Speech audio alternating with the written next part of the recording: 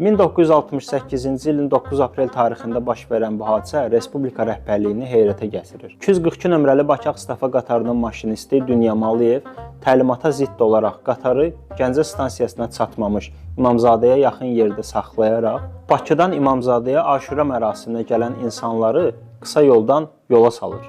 Ümumilikdə 1968-ci ilin həmin günü, Aşura günü Gəncə İmamzadəsini nə az nə çox 50 min insan ziyarət etmişdi. Təhlükəsizlik orqanlarının apardığı müşayiət və tutduğu siyahı nəticəsində 646 avtomobilin dövlət qeydiyyat nişanı, yəni nömrəsi qeydə alınmışdı.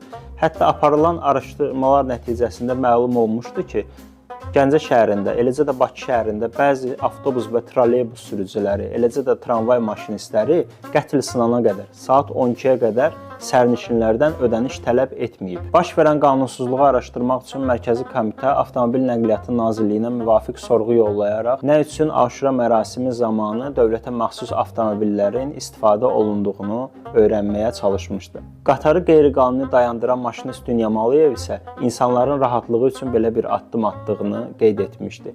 Araşdırmalar zamanı məlum olmuşdu ki, maşinist Dünya Maliyev Sovet İttifaqı Komünist Partiyasının üzvüdür.